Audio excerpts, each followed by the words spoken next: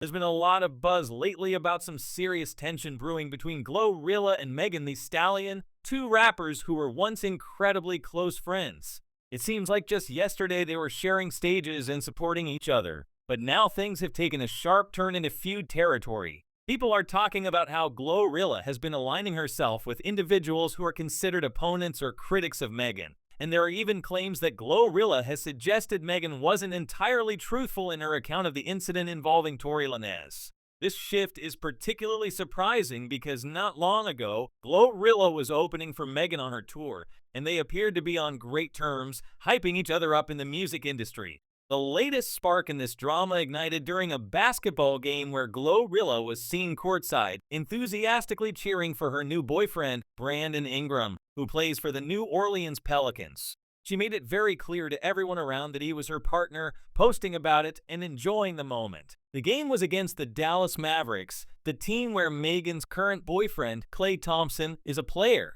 Although Megan herself wasn't present at the arena, the matchup carried an undercurrent of rivalry that went beyond the court. Fans quickly pointed out that GloRilla wasn't just supporting her man. She seemed to be positioning herself in opposition to Megan's circle. This wasn't the only instance where GloRilla appeared to be taking sides against Megan. Recently, GloRilla began collaborating with a stylist named EJ King, who had previously worked closely with Megan for years until their professional relationship ended abruptly a couple of years back. Neither Megan nor EJ has gone into explicit public detail about the exact reasons for their split, but EJ has shared some cryptic comments in interviews. He mentioned wanting to expand his career into television and building his own brand, emphasizing that he didn't want to feel like he was working under someone or that his contributions were being treated as disposable. He also noted that when you provide personal services to high-profile clients, they sometimes overlook that you're an independent professional with your own identity and value. These statements hinted at underlying frustrations. Rumors have circulated that part of the fallout involved unpaid fees, with claims that Megan owed EJ around $80,000 for his styling services, which she reportedly refused to settle. However, what truly seemed to sever any remaining ties was EJ's involvement in the high-profile trial involving Tory Lanez. EJ was subpoenaed and testified in a way that contradicted or challenged Megan's version of events. To understand why this was such a bombshell, it's necessary to revisit the night in question that started all of this chaos back in 2020. The evening began innocently enough at a party hosted by Kylie Jenner at her luxurious mansion in Los Angeles. Among the guests were Megan Thee Stallion, her then best friend Kelsey Harris, EJ King, and Tory Lanez. Everyone was enjoying the vibes, drinking, and socializing. But as the night progressed, tensions escalated. Reports from the trial indicated that Megan became upset after observing interactions between Tory and Kylie, which she perceived as flirtatious or inappropriate. This led to an argument between Megan and Tory that didn't resolve at the party. Instead, it spilled over when a group, including Megan, Kelsey, Tory, and others, decided to leave together in the same vehicle. In the aftermath, as rumors swirled, allegedly fueled by Tory's camp suggesting Megan was fabricating the story, she went live on Instagram to clarify. She directly accused Tory Lanez of shooting her, putting the narrative out there unequivocally. The legal battle that followed was intense, with Tory ultimately convicted of assault with a firearm, among other charges, and sentenced to prison. EJ King's presence at the party and his subsequent testimony added layers of complexity. He was one of the few people with first-hand knowledge of the entire sequence of events. From the party invitations, Kylie had personally invited Megan, Kelsey, and EJ to the ride home. His statements in court apparently supported aspects that align more with Tory's defense or cast doubt on Megan's account, which devastated their professional and possibly personal relationship. Fans and observers saw this as a betrayal, especially given how integral EJ had been to Megan's image and style during her rise. Fast forward to the present, and GloRilla's decision to work with EJ is interpreted by many as a deliberate choice to side with Megan's adversaries. This isn't an isolated incident. GloRilla has made other moves that fans perceive as subtle digs. For example, she posted an Instagram story featuring one of Tory Lanez's songs, overlaying it with a caption about being grateful for her pure heart, the way she loves and treats people, and her good intentions, calling it all a blessing. This was seen as a nod to Tory, who has maintained his innocence and portrayed himself as wrong. In response, Meghan unfollowed GloRilla on social media, a clear sign of cooling relations. Another point of contention arose from album sales.